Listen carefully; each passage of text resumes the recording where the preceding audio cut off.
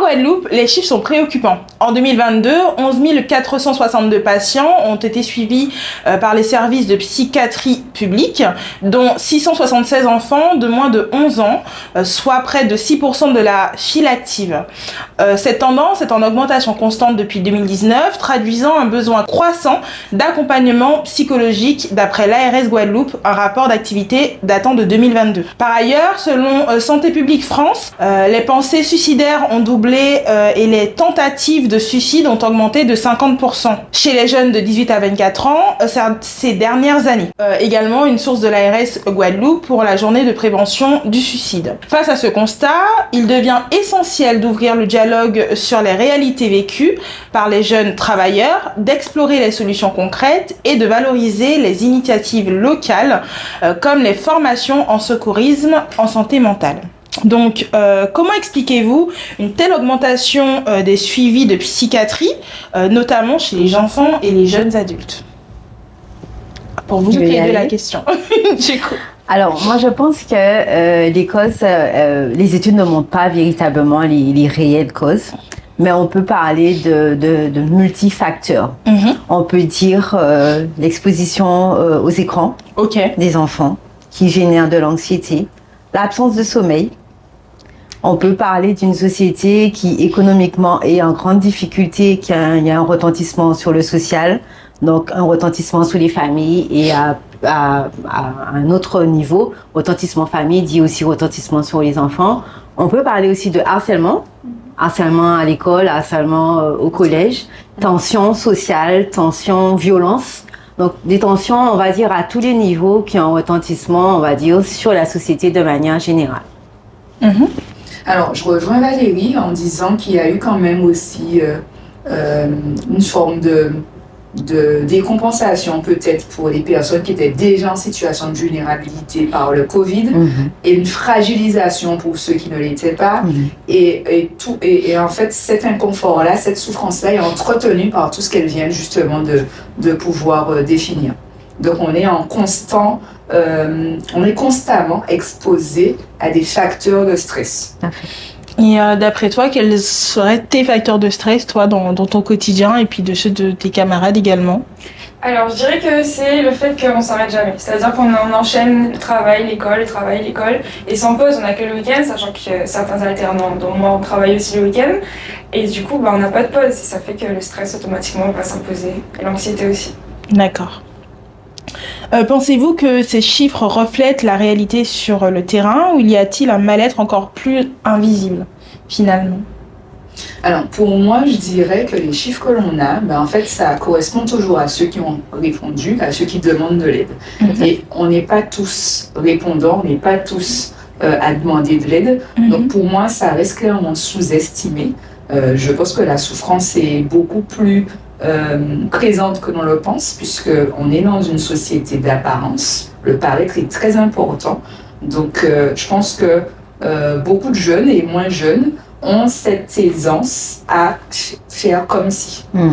Faire comme si, avoir une sorte de masque de façade, en fait. Et puis, on le voit à travers les réseaux sociaux. D'ailleurs, il y a eu plusieurs suicides réalisés par des jeunes qui avaient quand même une super posture au niveau des réseaux sociaux, des likes et tout ça, et puis du jour au lendemain, on ne sait pas. Et puis on apprend qu'il y avait une souffrance, une anxiété liée aux résultats, liée à l'image. Donc voilà. Mais qu'est-ce que tu en penses? Surtout par rapport à cette façade qu'en tant que jeune, on se crée. Alors, moi je dirais que c'est plutôt parce qu'on ne sait pas trop aussi à qui parler, et puis comme les personnes plus âgées, on va dire, ne montrent pas non plus que ça va mal forcément, nous on n'aura pas ces réflexes de montrer que ça va mal, et donc on portera ce masque aussi, et on continue. On dira que on va pas dire que c'est comme une transmission finalement. Est-ce que tu penses que c'est dans notre culture? Oui, je dirais ça. Ouais. Puisqu'on n'en parle pas beaucoup de quand ça va pas dans notre culture, c'est pas fréquent. Les parents peuvent venir te voir pour te dire qu'ils vont mal, et un enfant aura du coup plus de mal à aller voir son parent pour dire qu'il va mal des fois.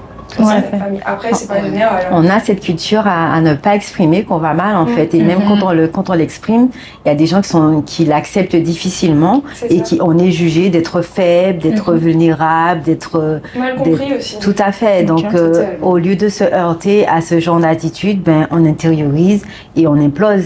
Et l'implosion, on sait que ça aboutit à l'anxiété et à tout ce qu'on a énuméré tout à l'heure. D'accord. Oui. C'est vrai que par rapport à ce qu'elle disait, moi, ce qui me vient, c'est un peu le mimétisme, finalement. Et c'est vrai, en ce moment, quand on s'intéresse aux moins jeunes, l'éducation nationale, l'État met le focus sur les jeunes. Il faut à tout prix développer des compétences psychosociales qu'ils apprennent les émotions, mais quid des parents? Exact. Et moi, je me dis que finalement, ça vient d'eux, puisqu'on est baigné dans cette éducation-là. Effectivement, comme tu dis, si ton parent ne te dit pas. Et puis, on a cette impression que c'est l'exemple à suivre. Et donc, du coup, on fait comme, et puis on ne dit pas. Et puis, on est en famille dans cette souffrance, finalement. Beaucoup de non-dits. C'est ça. Et qu'est-ce qu'il faudrait mettre en place pour casser un peu ce cercle? Exactement, c'est littéralement un cercle, comment dirais-je, c'est intrafamilial la plupart du temps, et c'est un cercle perpétuel, puisque si la grand-mère a appris à la mère qui apprend au petit, on n'en a pas fini, ça va être intergénérationnel. Donc voilà, comment ferons-nous pour couper ça? Quelle initiative locale faudrait mettre en place, à ton avis, à votre avis à toutes les deux également? Ouvrir la voie de la parole, en fait. On a toujours cette réticence à parler. Notre culture, c'est ça. Parler, exprimer ce qu'on ressent, exprimer nos états d'âme. On se retrouve en difficulté, rompre avec ça, l'exposer clairement sous les réseaux, pouvoir exprimer véritablement ce qu'on a, on va dire vulgairement dans les tripes, vraiment exprimer les états d'âme. Et je pense que les réseaux ont leur fonction et on peut user de ce support-là pour exprimer en fait ce qui va pas et de manière à ce que rompre cette chaîne et que les habitudes s'installent. Il faudrait aussi qu'ils arrivent à accepter qu'ils vont mal, les jeunes, parce qu'ils ont beaucoup de mal à accepter qu'ils vont mal, que pour eux tout va bien, que tout est bien. C'est se mentir à soi-même, effectivement. Et on a été conçu comme ça, de dire que tout va bien. La femme potométan, elle gère tout, elle est à tous les niveaux, et pourtant elle a une souffrance incroyable, mais elle gère. Alors, je veux bien que tu me donnes cette définition de femme potométan, parce que récemment j'en ai discuté avec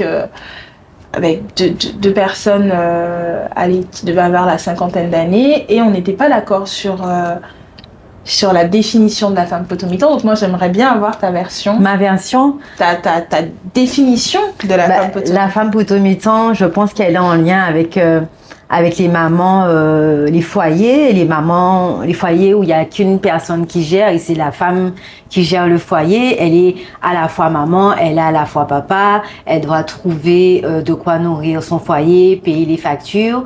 Les enfants sont là, ils observent, donc elle doit faire taire toutes ses émotions, la colère, la rage, toutes les émotions négatives qui pourraient altérer son fonctionnement, et du coup elle va de l'avant. Mais à quel prix elle va de l'avant, cette maman? À quel prix elle avance? À quel prix? On ne sait pas le soir quand elle est couchée dans son lit comment elle est. Est-ce qu'elle dort vraiment? Est-ce qu'elle avance? Et jusqu'où elle avance? On ne sait pas, mais on sait qu'elle gère. Et je reste interrogative sur ses limites. Parce qu'on ne parle jamais de son explosion ni de son implosion. On parle de sa force, on parle de sa ténacité, on parle de son caractère, on parle de son charisme. Mais on ne parle pas de ses émotions. Exactement. On ne parle pas de ses douleurs. Est-ce que ce ne serait pas intéressant de redéfinir cette femme potométan? Parce que j'entends tout le temps parler de ça, mais moi j'entends une femme, en fait, justement, qui est remplie de douleurs et qui avance quand même, qui, malgré le fait que, et en plus d'avoir des douleurs, elle ne les résout pas, mais elle avance quand même parce que dans la société antillaise dans laquelle elle vit, elle ne peut pas flancher, elle ne peut pas se permettre de se laisser porter par quelqu'un d'autre. Il faut qu'elle soit le mur porteur, en fait, de toute une famille, alors qu'on sait très bien que c'est totalement pas réel. Et effectivement, vraiment deux générations opposées, et on avait une version de la femme potométan. Moi, je voyais qu'il était une femme qui subissait sa vie, et la version un peu plus, on va dire,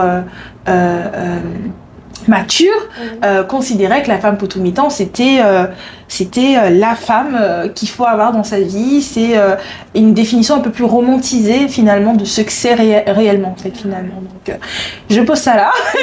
C'est possible, ça soit une version romantisée. Après, on va pas rentrer dans les détails. Oh, voilà. Elle a forcément ses douleurs là. Exactement. Et ça mais peut bien être sûr. aussi la prochaine séquence. Mais alors, je suis totalement d'accord, mais là où je veux en venir, c'est qu'en fait, dans notre culture, on a tellement ancré une vision de la femme qui supporte tout, que finalement, on se retrouve avec une espèce de logique de se dire, mais que si on subit certaines choses, que c'est ok, de toute façon, on va est des gérer. femmes. Exactement. Bon, je généralise, mais ça fait partie de ma culture. Et Mais donc, est-ce que la femme potonitante n'a pas évolué entre-temps? Exactement, voilà, ce sera dans un autre épisode. J'ai eu une discussion là-dessus, je ne vais pas m'étendre, ça me permet de revenir sur la question principale, mais je discutais avec des jeunes femmes de ma tranche d'âge, entre 35 et 40 ans, qui disaient « je suis ni un poteau ni un mitin ». Clairement, parce que on a des émotions, et pour revenir sur ce que disait Valérie, l'idée, c'est de pouvoir mettre des espaces de parole, mais dans toutes les sphères de la vie, que ça soit des espaces de discussion au travail, des espaces de discussion, mais au sein même des écoles. D'ailleurs, j'ai été amenée une fois à faire une permanence psychologique parce que une école avait identifié une souffrance dans une promo et donc du coup ils ont fait appel à moi pour une matinée, et c'est vrai que ça a permis justement de décloisonner certaines situations, faire le lien avec l'assistante sociale, et en fait c'est des initiatives, je pense, qu'il faut pas négliger, ne serait-ce que des groupes de parole pour les femmes, finalement, pour les parents, pour se rendre compte qu'on a tous des difficultés qui se ressemblent, et c'est ce qui permet justement d'accueillir ces émotions qui sont inconfortables, de les accepter et de mettre en place ce dont on a besoin pour justement gagner en confort. Et puis, je voulais dire aussi une autre chose, je crois, par rapport aux jeunes. Donc, il y a 99 qui est une initiative qui est vraiment dans les tiroirs, qui consistera à être écouté par des étudiants la nuit. D'accord. Donc, c'est une écoute par les étudiants, pour les étudiants. C'est ça. Et je me dis déjà en France. que réaliser ce genre de choses finalement, sur tous les aspects, que ce soit des parents pour les parents, pour justement, c'était démontré, entre pairs, il n'y a rien de mieux, justement pour permettre la libération de la parole. Et je pense que c'est en faisant ce genre de choses qu'on pourra avancer sur cet aspect-là. Alors, est-ce que vous pourriez, si vous voulez, donc partager une anecdote marquante liée à une situation de mal-être tout court, au travail, dans la vie personnelle, peu importe, mais voilà. Je vous laisse réfléchir. Alors, le mal-être au travail, pour ma part, a eu lieu il y a 2 ans.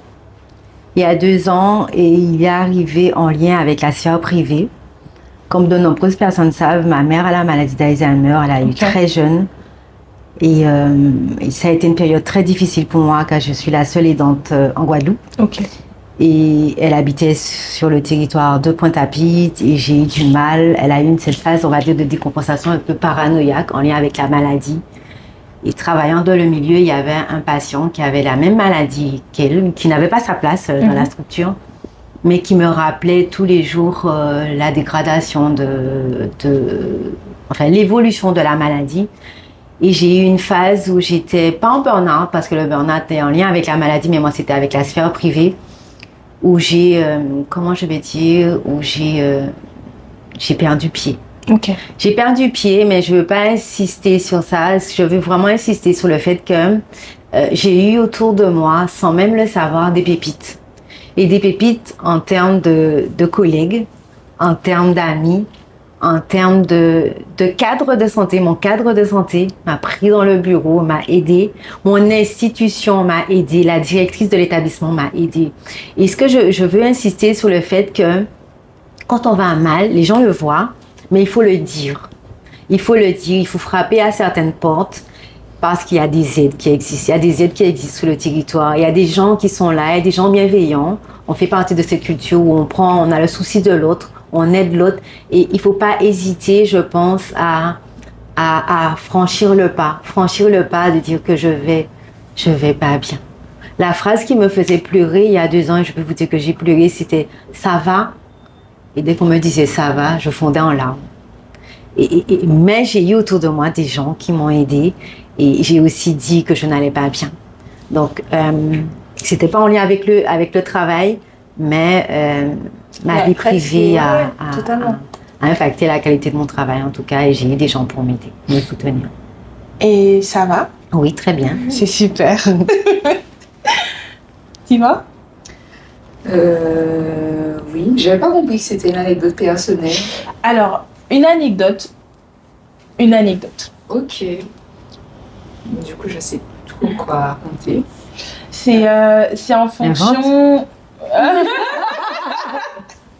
c'est en fonction de ce que tu as envie de donner, ce que tu as envie de transmettre, et voilà, c'est... Ok. Alors, je vais me lancer.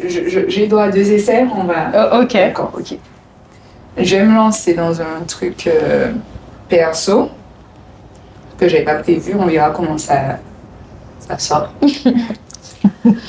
Alors, comme anecdote, j'aimerais bien partager à un moment donné où j'ai accordé énormément de place, on va dire, à mon travail, où j'étais en déséquilibre, puisque j'étais plus en équilibre vie privée, vie professionnelle.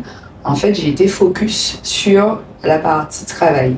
Et d'ailleurs, c'est pour cette raison que je comprends bien justement les jeunes une fois qu'ils arrivent en entreprise, parce qu'on a souvent envie de faire ses preuves, on a cette soif justement d'être force de proposition, de faire avancer. Et c'est vrai qu'au démarrage de ma carrière, j'étais beaucoup dans cette dynamique-là. Et en tant que psychologue du travail, j'avais quand même aussi conscience des signaux. Donc, il est vrai que j'ai su solliciter mon entourage en disant écoutez, je me rends compte que je parle beaucoup trop de mon travail. Je me rends compte que je vis, je mange, je dors, je me réveille, travaille. Proposez-moi des sorties. Proposez-moi des sorties, c'est pas normal. Donc voilà, il faut qu'on mette des choses en place. Et je me rappelle qu'à l'époque, j'avais vraiment fait du forcing, cri de... je veux qu'on fasse des choses. Donc j'ai eu des retours en mode il serait temps de tuer quelqu'un dans ta vie. Et du coup, mon frère s'est quand même mobilisé. Je me suis retrouvée à faire des orties avec mon frère et ses potes. Je connais personne, mais je suis là, je m'impose parce que j'ai conscience que ma santé mentale, là, justement, elle commence déjà à se, on va dire, à se fragiliser.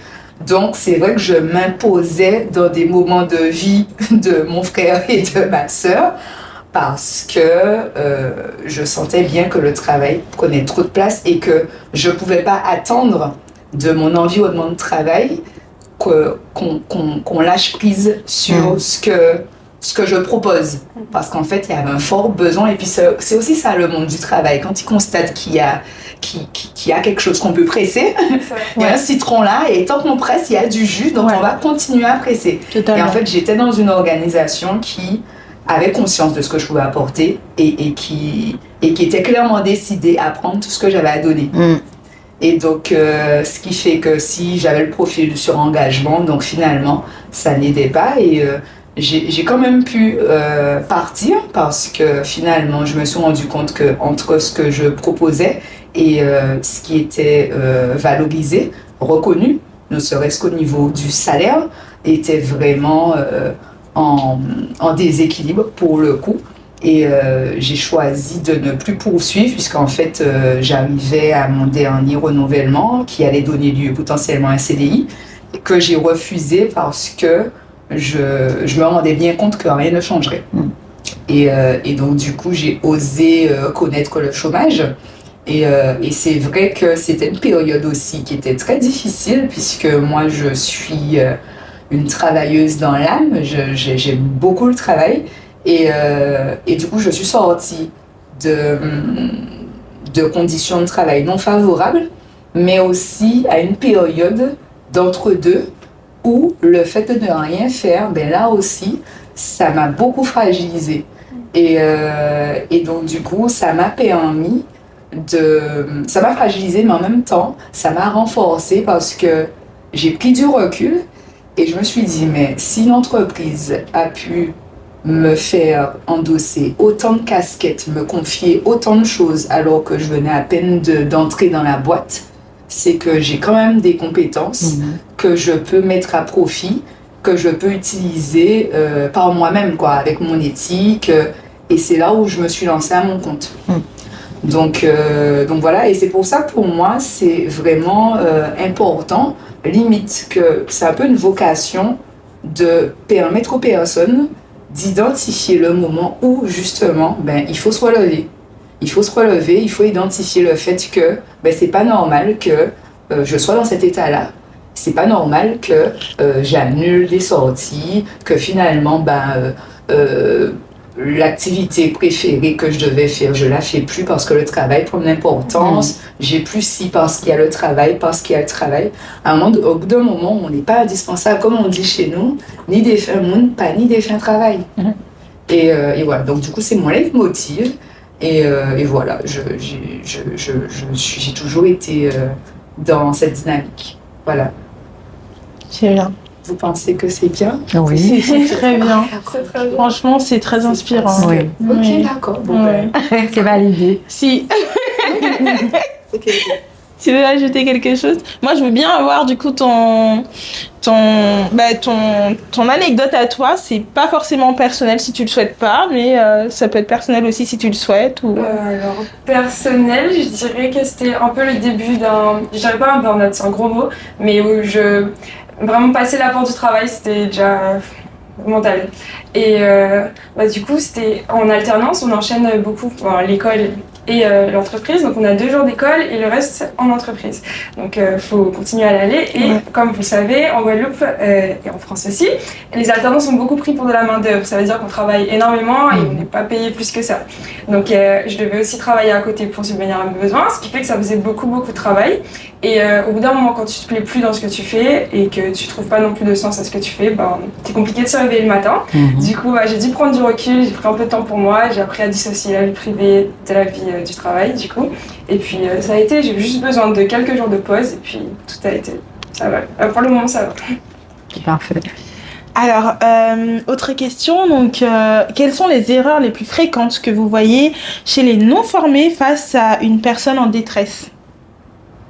Alors, on avait dit tout à l'heure que c'était plus au niveau des mots qu'on utilisait, que des fois ça n'aidait pas du tout. Voilà. Est-ce qu'il y a autre chose? Banaliser des fois les situations. Là, en lien du moins avec le suicide, les gens ont beaucoup d'idées reçues. Et certains se disent, ils parlent tout le temps de suicide, quelqu'un a envie de se suicider, ne le fera jamais. Alors, s'il en parle, il le fera pas. Ouais, voilà, s'il en parle, il le fera pas, alors que c'est une idée reçue. Et s'il en parle, c'est vraiment parce qu'il est en souffrance et qu'il ose dire qu'il va le faire. Ouais. C'est souvent des mots, c'est souvent des boutades qui sont peut-être mal placées et qui sont pas aidantes. Ok. Oui, c'est beaucoup dans les mots, c'est vouloir relativiser en disant par exemple, mais t'as vu, en même temps, t'es quand même mieux loti que les autres, ou mais non, ça va aller. C'est des choses où on va tout de suite mettre des expressions déjà toutes faites sur des expériences personnelles profondes qui vont laisser entendre que l'état émotionnel dans lequel on est n'est pas légitime. Ou alors, parfois, on ne va pas s'intéresser à ce que la personne ressent, mais plutôt au fait. On va poser des questions et on va être très intrusif.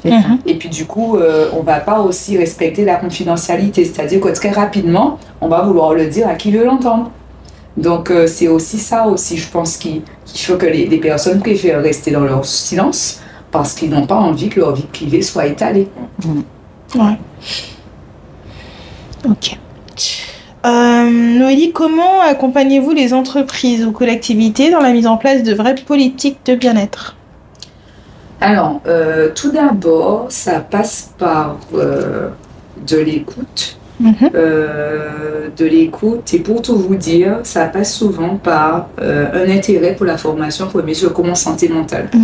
Donc bien souvent, je vais faire une session et puis se rendre compte, alors j'explique bien, et les participants se rendent bien compte que ça répond pas à tous les besoins, ça résout pas tout dans la structure, que ce soit en collectivité ou en entreprise. Et donc, ça permet justement de prendre du recul, parce que moi, c'est ce que je leur dis, on est sur une formation citoyenne qui ne fonctionne que si il y a une qualité et des conditions de travail qui le permettent en structure. Donc, il faut que je sois suffisamment sécure dans ma structure, c'est-à-dire que je m'autorise à dire quand ça va et quand ça va pas, sans me soucier de ce qu'on pensera, de ce qui sera fait lorsque j'aurai justement dit ma souffrance. Et donc, ça me permet de montrer l'intérêt de prévenir les risques psychosociaux. Donc, effectivement, en dehors de la formation sur la santé mentale, j'ai tout un pan de mon offre de service sur qu'est-ce que c'est que les risques psychosociaux, de quoi on parle, comment ensemble on peut être proactif. Une fois qu'on est concerné, comment on fait pour aller mieux. J'ai aussi une partie concernant les managers, donc comment justement prévenir les risques psychosociaux au sein de l'entreprise. Donc j'ai cette partie-là, et puis j'ai une partie aussi, on va dire plutôt sur l'intelligence émotionnelle, dans l'idée d'apprendre à communiquer. Parce que c'est vrai que dans la formation premier secours en santé mentale, puis bon, Valérie me dira si elle est d'accord avec moi, on est sur deux choses en une. On est sur j'acquiers des connaissances sur la santé mentale, mais aussi comment approcher l'autre. Et finalement, on a peu de place sur comment approcher l'autre. Qu'est-ce que je vais dire? Et comme on a pu se le dire tout à l'heure, les impairs, c'est toujours dans comment ce que je vais dire aux autres. Et donc, il y a un gros travail sur comment je vais communiquer de manière bienveillante en faisant preuve d'écoute active. Et donc ça, c'est une formation que j'ai mis en place déjà pour le personnel hospitalier, mais qui, à mon sens, est bénéfique pour tous. Donc, je suis en train d'en parler le plus possible pour pouvoir justement la lancer d'ici septembre. Donc, c'est optimiser sa communication grâce à l'écoute active. Et on est sur 2 jours et demi, où là, on est vraiment focus sur la communication, l'évitement des non-dits, la prévention des conflits, pour après être en phase sur, maintenant que je sais mieux communiquer, je me sens plus à l'aise pour parler de santé mentale. Parce que finalement, les gens, quand ils sortent de PSSM, souvent, ils disent, bon, j'ai compris ce que je faisais mal, mais ils ont presque peur d'y aller, donc ils se disent, bon, maintenant je vais fermer ma bouche. Je dis, mais non, quand même pas. Ça s'apprend, voilà, ça s'assimile, il y a un manuel, il faut oser, il faut se tester, donc voilà. D'accord. Et alors, déjà, petite question, est-ce qu'un manager, et on en parlait tout à l'heure, peut-il vraiment prendre soin de la santé mentale de ses équipes? Interrogation. Pour moi, c'est possible que si la santé mentale est vraiment portée par la direction et les ressources humaines. C'est eux qui donnent le là. C'est-à-dire qu'aujourd'hui, un manager en souffrance ne peut pas gérer la santé mentale de ses équipes. Et puis, quand on parle de santé mentale en entreprise, ça suppose effectivement que chaque acteur en lien avec la santé mentale dans l'entreprise fasse ce qu'il est censé faire. C'est-à-dire que aujourd'hui, que dans une structure qui est une bonne GPEC, gestion prévisionnelle des compétences, c'est-à-dire que chacun est au bon endroit, j'ai la compétence pour être là, et déjà ne serait-ce que ça. Ensuite, il va falloir que le manager puisse en capacité de favoriser l'autonomie justement de ses salariés, de pouvoir valoriser ce qu'ils font, c'est important de pouvoir valoriser la compétence, mais surtout entretenir une forme de cohésion et de sécurité émotionnelle. Et donc qu'il puisse aussi bénéficier des moyens et des outils pour ça. Donc il faut que lui-même soit en phase sur comment communiquer. Il faut qu'il puisse être aussi on va dire un exemple dans sa façon, dans son rapport au travail même. Puisque de même, on a parlé du mimétisme parent-enfant, il y a aussi une forme de mimétisme manager-salarié. Il y a un mimétisme manager, DRH, RH. Clairement, on ne peut pas s'attendre que, et souvent les salariés parlent beaucoup de courage managérial. Comment avoir un courage managérial si le manager n'a pas de moyens, si la direction ne prend pas au sérieux justement là, le fait qu'il y ait une forme d'obligation à protéger justement la santé physique et mentale. En fait, il faut que ça soit structurel. Donc le manager, c'est un maillon, mais c'est pas le seul. Parce que en structure, la santé mentale, c'est comme les risques psychosociaux, c'est systémique. Donc, il y a la législation, le législateur, il a prévu différents types d'outils, de fonctions, le référent harcèlement sexuel et sexiste, enfin, le référent laïcité, qui, je pense, est sous-exploité en Guadeloupe. Enfin, il y a plein de titres comme ça qui existent, qui, peut-être, probablement, sont présents en entreprise, mais sur le papier.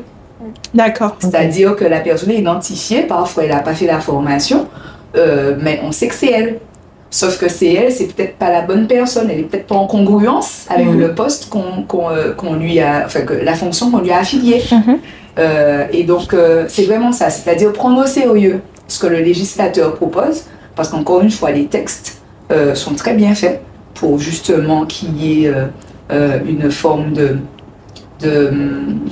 de protection collégiale de la santé mentale au travail, sauf que en Guadeloupe, on a souvent un train d'avance, de retard, pardon. De retard, oui.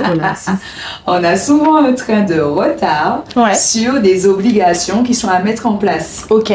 Je me rappelle quand je suis arrivée en 2020, parce que je suis de retour en Guadeloupe en 2020, j'étais toute ravie parce que je venais de former des référents harcèlement sexuel et sexiste dans un grand groupe dans l'alimentation. Donc j'avais envie justement d'amener ça en Guadeloupe. Dieu seul sait comment il y a un besoin à ce niveau-là. Et on m'a dit, tu sais, il y a des structures qui n'ont toujours pas fait le document unique. Hein, donc ton truc là, c'est pas le moment. Et c'est obligatoire depuis 2018. Il y a encore des structures qui n'en ont pas. Ok. Et celles qui en ont, ben en fait, je rencontre encore des référents harcèlement sexuel et sexiste qui me disent, qui pensent que leur fonction nécessite d'accueillir la parole. Ah, d'accord. Donc en fait, ils estiment que c'est bon, on sait que c'est moi. Ou parfois, les gens ne savent même pas qui est le référent. Quand je fais des formations, souvent, c'est là on profite de dire c'est un tel la référente. Ça peut arriver. Mais les référents pensent que leur rôle, c'est de recevoir la plainte et puis après de faire remonter ou éventuellement faire une enquête. Mais ils n'ont pas endossé l'aspect proactif de la fonction. Et ça, c'est dommage. Parce qu'en fait, tout est là. Tout est là pour que des choses se fassent dans les règles. Mais c'est aussi une volonté de la direction. Si la direction ne se sent pas concernée, n'est pas actrice réellement du sujet, du bien-être au travail, et donc du coup de la santé mentale qui en découle, il ne faut pas s'attendre à des miracles. D'ailleurs, on voit ceux qui sont les bons élèves, qui font tout dans les règles, tout va bien. C'est des équipes performantes où il fait bon vivre. Mais après les autres, on voit le turnover, on voit les arrêts maladie longue durée. Les structures, les entreprises s'usent. Elles s'usent et les gens, bien souvent, ils restent rattachés au sens salarié du fait de la rareté de l'emploi sur le territoire. Mais ça ne veut pas dire qu'ils sont attachés à leur direction, ils sont plutôt attachés au salaire. Totalement. Qui est déjà assez bas en plus. C'est ça. Alors, quelles actions simples pourraient être adoptées rapidement par les petites structures, les petites entreprises? Alors, une chose que j'expérimente en formation, quand je fais la formation Optimiser sa communication grâce à l'écoute active, je fais expérimenter la dernière matinée la météo intérieure, donc où chacun dit comment il se sent. Et en fait, après, c'est beaucoup de réflexivité, puisque après, je leur demande comment ils voient justement l'usage de cette action-là en structure. Et là, souvent, il y a des personnes qui disent, ça, on le fait déjà, et effectivement, ça apporte beaucoup. Mais déjà, comme ils expérimentent, parce qu'on se rend compte que c'est l'occasion de dire, il y en aura qui vont dire, moi, je me sens pas bien aujourd'hui, puisque j'ai enterré ma grand-mère hier, je suis quand même là, moi, je vais dire quelque chose. Et en fait, on s'autorise à dire des choses, pas forcément la cause, mais surtout l'état émotionnel.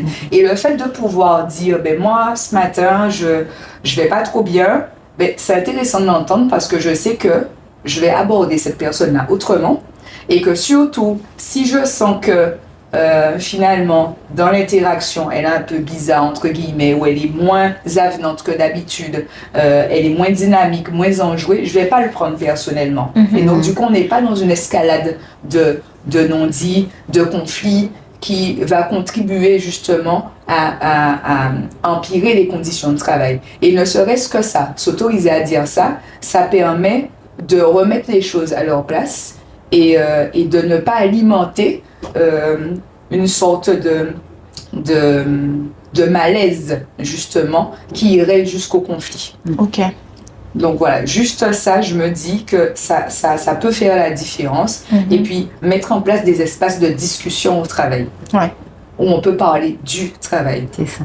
Parce que bien souvent, ce qui se passe, c'est qu'on a des personnes qui vont peut-être manager ou qui vont prendre des décisions, qui sont pas sur le terrain, qui n'ont pas accès au travail réel.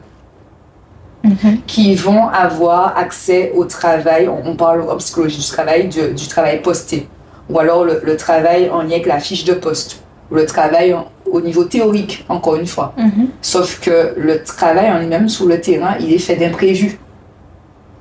Et donc, c'est souvent, il n'y a pas la place pour faire remonter ce à quoi on est réellement confronté. Ce qui fait que les gens qui sont sur le terrain ne s'entendent pas avec ceux qui sont en haut parce qu'ils ne parlent plus le même langage. Les attentes ne correspondent pas à ce que permet justement l'environnement. Et donc, de mettre en place des espaces de discussion, ça permet aux deux de se rencontrer. Et de trouver des solutions, les co-construire pour qu'ils soient réellement adaptés. Totalement. C'est logique. Et pour toi, Valérie? Au sein de l'institution, ben pour nous, il existe un numéro où on peut appeler quand on est en phase, on est en lien à des situations émotionnellement bouleversantes. Ouais. Ça existe. Moi, je pense que la création de groupes de parole, en tout cas, nous permettrait, on va dire, de déverser les situations pas qui nous chagrinent, mais qui sont lourdes à porter. Et je pense, et là je pense que c'est un petit clin d'œil à la directrice, créer on va dire un sas de décompression, une petite salle de sport qui nous permettrait de sortir du travail et d'aller se lâcher parce que les situations sont compliquées et qu'elles le deviennent de plus en plus. Donc je pense que ça serait bénéfique. Ça serait bénéfique. Qu'est-ce que tu en penses? Je pense aussi. Franchement, comme vous dites, un groupe de discussion au sein ou un espace de discussion au sein des entreprises, c'est vraiment bien. Ouais. Moi, j'avoue que j'aurais préféré une salle de sport. De la discussion, c'est bien aussi quand on fait des réunions mensuelles, quand c'est instauré. Donc, moi, c'est l'occasion de donner tout ce qu'on a à donner à ce moment-là. Mais c'est vrai qu'une bonne salle de sport, je trouve que c'est une très bonne idée pour le coup, pour décompresser. Elle entendra. Ah oui, on m'entend. Du coup, bon, après je dis ça, mais je travaille pour une petite structure, donc pour l'instant c'est pas possible.